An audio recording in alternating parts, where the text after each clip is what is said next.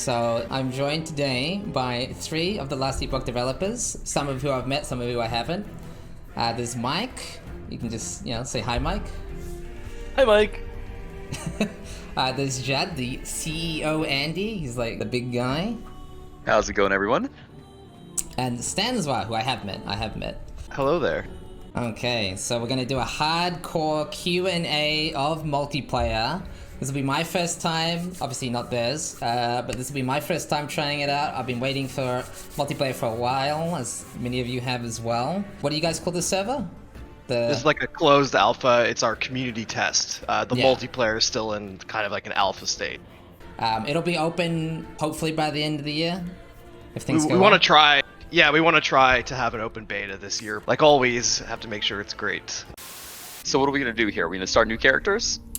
Yeah, so I was thinking, Ziz and you guys obviously did an SC playthrough the other day, but I was thinking to spice the second day up, we could do a hardcore run. Now, Okay, let's do it. To make things a bit spicier, I figured we'll make a little bit of friendly banter. If I die, I will buy and gift chat an amount. I don't know how many. I was thinking 50, but I don't know. We'll see. An amount, like I'll just match whatever you want to do, of keys to the game. But if all 3 of you die, you have to do the same thing. What do you think? Okay, yeah, let's do it. How many are you thinking? What's the? I mean, you can just say any number. I don't know if this is fair. If all 3 of us die, we will give 75 keys. All right, I'm down. I'll match that. All right, I better not die then. Yeah, Mike, can you turn on friendly fire? What? Nothing. Right at the beginning, when the game's super hard, we have no gear. We're gonna start you off with a hard one, but obviously people are really curious about trade. Yeah, we know that people are anxiously awaiting information on trade. Our first trial of trade is going into the CT build to gather feedback on here within about the next week or so. I will say that our main goal with trade has always been to ensure that it does not become the main or always best way to obtain gear upgrades and sidestep the item hunt and crafting system that we've poured a lot of love into. So that's the main goals, and we have a trial for what this will be. Hopefully we get good feedback on this coming out in the near future for our CT program. The next question on here is about multiplayer servers. What are the planned multiplayer servers? So we're obviously in the main regions, Europe, North Americas, potentially additional in Canada just for the extra performance. I think what we noticed players were really interested in were some of the other regions. So we were confirmed for Asia Northeast and Southeast and East as well. We also have Australia Southeast and West, as well as South America and potentially South Africa, though we haven't confirmed South Africa yet. We're still investigating, but it seems likely. Next big question is about release dates. Obviously we talked briefly about the multiplayer test server, but obviously people are anxious to get into the full game 1.0 release. Yeah, so right now the dates that we are okay with stating is that we're trying to get the open beta or our next patch 0.9 out by the end of this year. As you'll see in today's stream, we have made significant progress in terms of multiplayer, and we're feeling pretty good about it where it is right now and the progress that we'll be able to make over the next couple months. Yeah, I know. Gosh, I can't remember what I was going to say. This is hard on hardcore. This is a bad idea. Whose idea was this? I'm using a health cost spell. I should probably stop. Ziz was going to answer a question from Lizard. I'm sure you guys knew Lizard. He really liked the fracture system because it had this really high risk, high reward outcome, where if you kept crafting, you could destroy your gear or brick your gear. And he was wondering if there's plans for more stuff like that. Think maybe like Varlobs and PoE, some sort of final extra stage of high risk, high reward crafting. Risk and reward is something we do want to stack back in the end game, because we do believe we have a really great foundation for getting yourself a set of gear that you need or can use to make a build viable. So pushing it to the next level, we are very interested in exploring more risk and reward in the future. It adds this like extra depth that I really like. Definitely very good. Yeah, I think it would go really well as a possible dungeon reward. True, it would, wouldn't it? Yeah. You just slap it in, right? Like the Corruption Forge or something. Plasma Keystrokes asks, what improvements or future improvements are they most proud of or excited for in terms of combat feedback? We're doing quite a lot in this regard now for combat feel. Now that we're getting a bit further along, we have more bandwidth. We're going to be putting a lot of polish into the game as a whole, just all aspects of it really. For this combat feel, really, we're updating a ton of visual effects throughout the game right now. We're improving ragdolls and death animations nearly across the board. Some enemies just being flat out replaced. I say some, actually quite a few.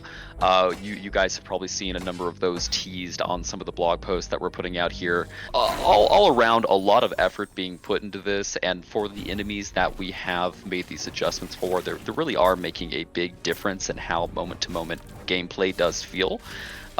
So yeah, big focus right now. A lot of these things you guys will get your hands on in the upcoming 0.9 patch, and then there's still a little bit more to go before we get to 1.0 in that regard. This game's been a big work in progress for many years, and like the graphics and the combat's changed like a lot since, what, 4 years ago? Yeah, it's a long work in progress to improve all those things over time. I think it's always funny when people kind of will take a year or two and look back, they go, holy cow, these changes, right? But as we add these iteratively, it's like one piece at a time, and we're building them up over the years. But like Judd said, we have a lot more people now to be able to focus on it and make it as great as we can, feel a lot better. A lot of people keep asking about the classes and masteries because they're still a work in progress. They've still got to be fully fleshed out. So I guess we'll just talk about those real quick. So the Rune Master, we actually just recently went through the whole our like pre-design process where we kind of create the ideas, kind of generate what excites us about the class. We've actually worked our way through that, and we're pretty confident in what we want to actually build and test first for the Rune Master. We did the Rune Master first because we're already pretty certain where we want to go with the Warlock and the Falconer, and like we were saying yesterday, you should see it sometime. But, by 1.0, you should see the Masteries coming. Alright, Daxon says, my characters are too quick to gear at the moment. It's even faster than Diablo.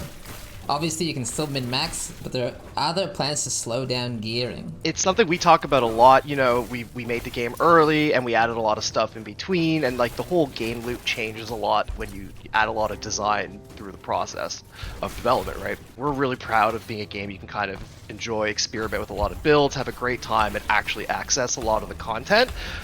So we want to prioritize enabling a wide range of builds. We want people to play for longer by adding more endgame systems to engage them in, for sure. We want to add a lot of endgame content. We were talking about it yesterday. It keeps me up at night, is what we're thinking a lot about what to do immediately on post-launch.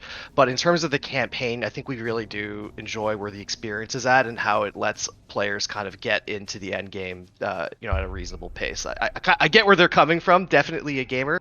But I like the gaming to happen by us adding endgame rather than making the campaign slower and longer for others. I always get Hammer of Lorette in my first hour of a new character. Would that Every be good time. for me? Semi-country. Yeah. Give it That was to the me. chuckle in the middle of that. That would help you survive, and that's against my best interests. Oh my god, I'm trying.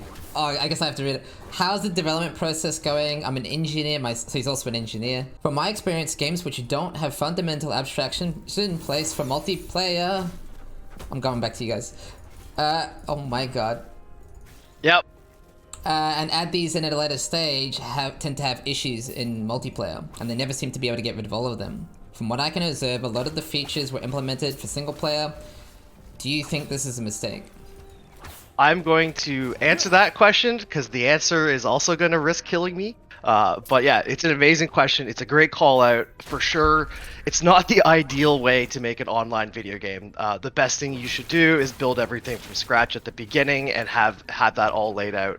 A lot of people might even tell you it's kind of crazy to do it that way, but it got us to where we are now. It afforded us budget to be able to continue. I was talking a little bit about it yesterday. Was we were able to release our game early to players to get feedback, which allowed us to improve the game. And as players continued to actually buy it, engage with us, and we were able to have a bit more budget, we were able to kind of step back and make a lot more decisions and abstractions for multiplayer. So to answer the second part of the question is, do we think it's a mistake? No, absolutely not. We got here from the decisions we made doing this, and if we were to ever say make an action RPG again, we would certainly make it online feature functional from the start, but the decision we made there got the game to players as soon as possible, which I think is the most important thing we could have done. God, that was scary. Yeah, I definitely was real close there. I'm glad I passed the question off to you, because I can just focus on dodging. Yeah, you Okay. pass it off to me as two rare mobs ran at me. That was good. Endgame question here from Lizard. The community puts a lot of emphasis in total EHP pools of different builds and characters. Is EHP something internally discussed for balance? We don't put as much pressure on it as I think the community does, but it is a term we use and something we do look at when we're talking about balance. It's not like we line up every single build and say, okay, this is the EHP of all of these, let's try and adjust that so they're all the same or anything like that.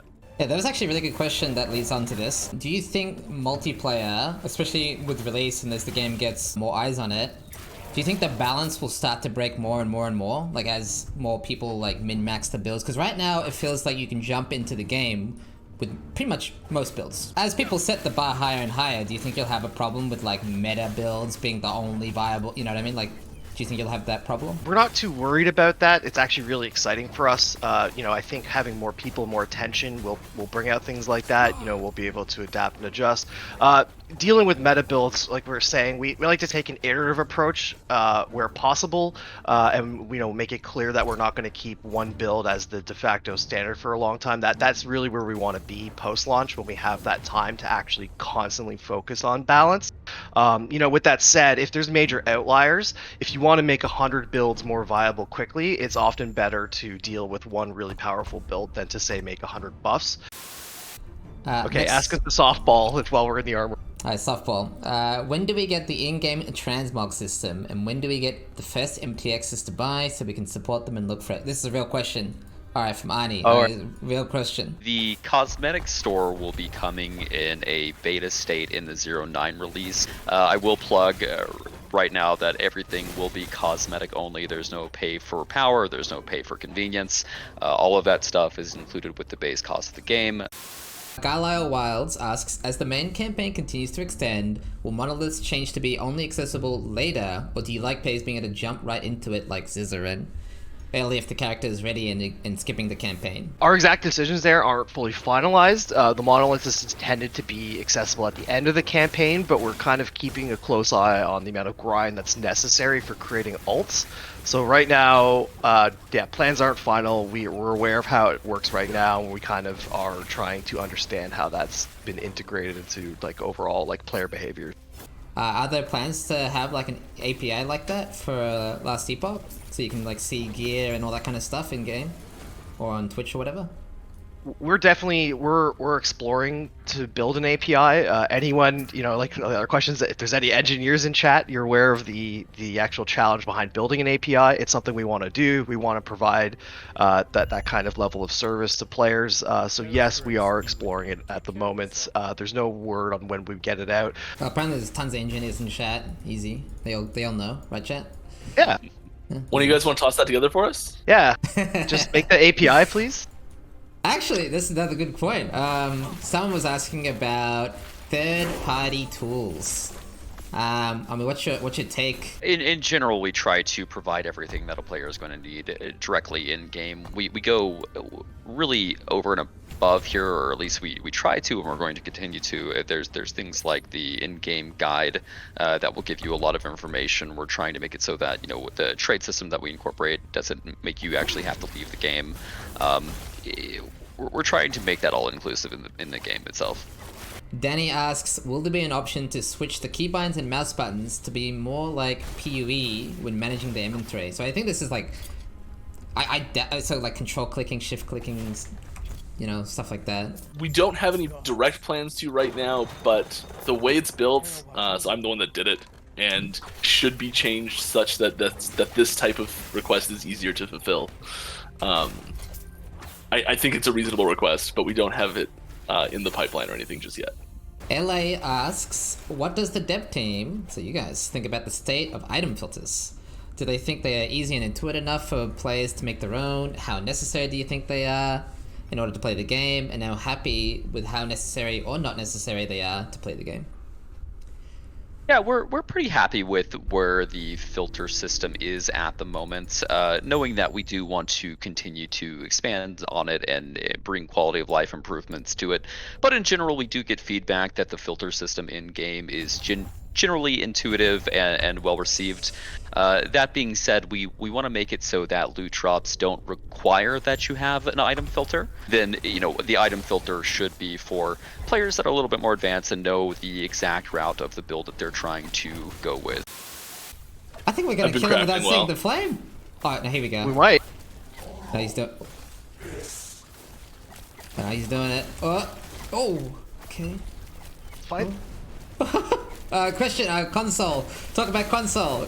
Very detailed question. Oh, too late. Yeah. Consoles is something that we would love to have Last Epoch be a part of in the future. We are going to continue to improve controller for PC, which would, of course, transfer over to consoles. And most of the things that we're doing right now would not limit us from going to consoles. So we think in the future there's a decent chance that does happen. Is there any plans for preventing player power spiraling out of control and ending up with ridiculous, numbers on gear? So just generic power creep question.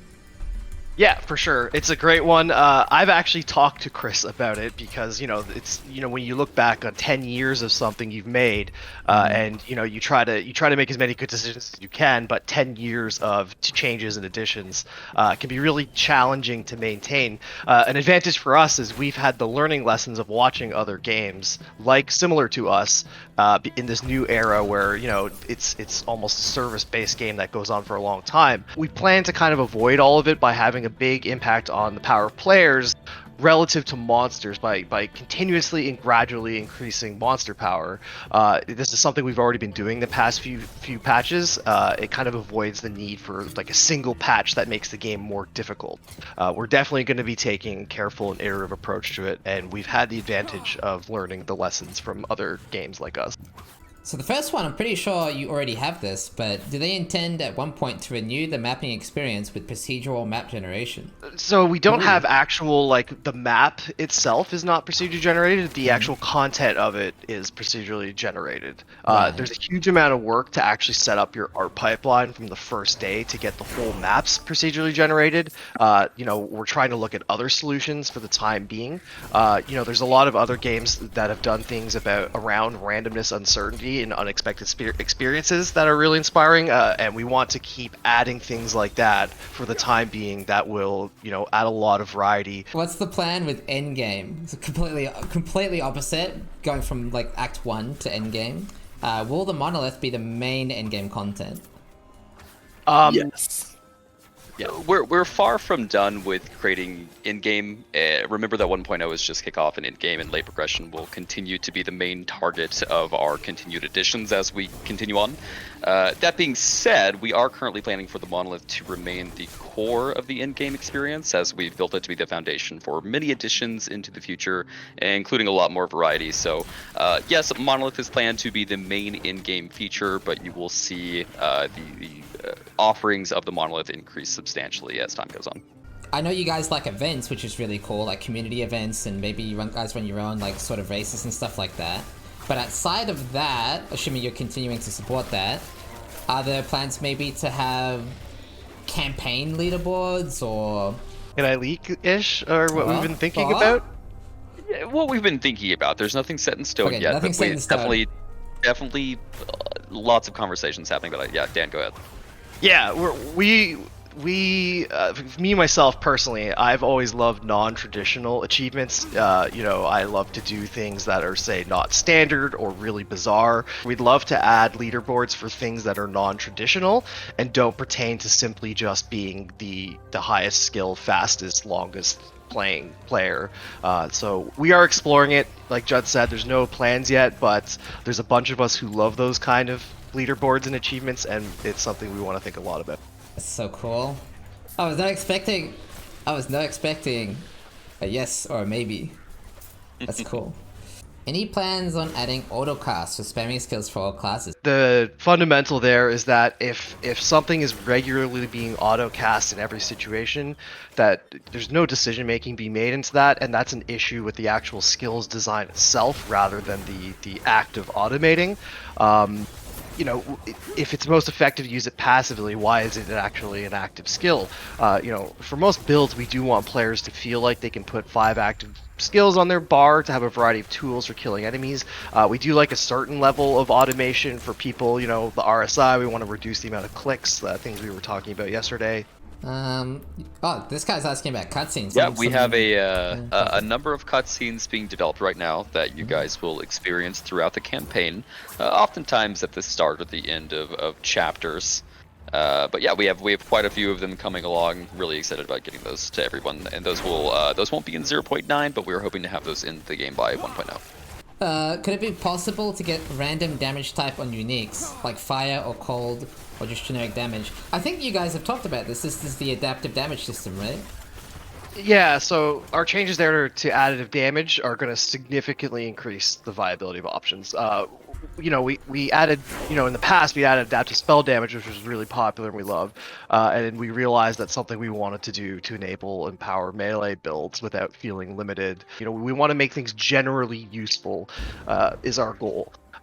We want to mix that with like really specifically curated ideas. I mentioned yesterday, right now we actually have 300 planned uniques, and you know we want those to be not one direction or the other. We want some to actually be, you know, for particular builds or be more generally useful. Luna Vortex asks, since there'll be cycles, seasons, epochs in the future, will there be a challenge system to them with seasonal rewards?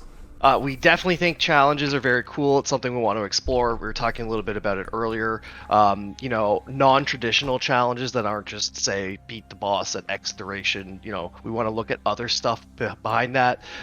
Besides that, you know, having exclusive reasons to come check out new content in a cycle is something we really want to consider as well, of course. Elix asks, I've seen many questions regarding game balance in regards to trade and SSF, but I would like to ask a similar thing, but something that's more important to me.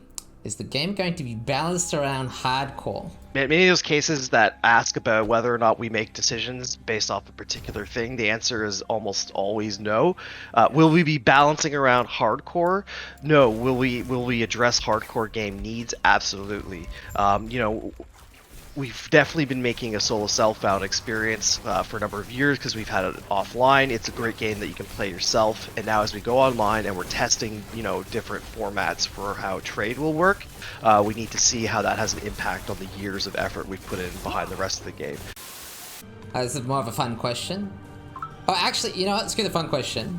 So I just noticed, and I know you covered this yesterday, but I'm going to bring it up anyway. Who's casting the ice? Is that you, Judd? It is, yes. It's really hard to see the ground with the ice everywhere. So, is there plans to do something about party play, visual effects and all that? Yeah, absolutely. And this is something that we answered yesterday as well. Visual clarity on the screen, very, very important to us. Now that we actually have multiplayer up and we're testing this, we're implementing new systems so that we can have certain portions of the effect appear on the client screen and not everybody else's screen. We're also looking at just all the skills in general, and if they are obscuring the screen too much, we will reduce them as needed. I mean, it wouldn't be the worst thing in the world if the servers don't come back up if we ended there. It wouldn't be the worst thing in the world, given that we'd get through the list, but... Does it count as a you death as well, Steel, or just us? Oh. I don't think I died, okay? I'm pretty sure we were all... I did not die. I'm pretty sure we were all safe. But yeah, thank you so much for agreeing, by the way, to the hardcore thing. I think it was fun. It was... Super fun. It was a bit stressful. We'll try it again. Thank you for having us on. It was wonderful. I had a ton of fun as always. Yeah, it's nice to meet you. Nice to meet you guys. Obviously, I've met Stanswa, but you know, nice to chat. And we'll be back on tomorrow. Lizard11, did he actually? Are you trolling? He did it, did he? Yeah, he did. Congrats, Lizard. Thank you for that giveaway to somebody else. And thank you very much for having us, Steel. Beautiful. Awesome, guys. Thank you so much. It was a pleasure. GG's. Take care. GG's. Bye all. Bye.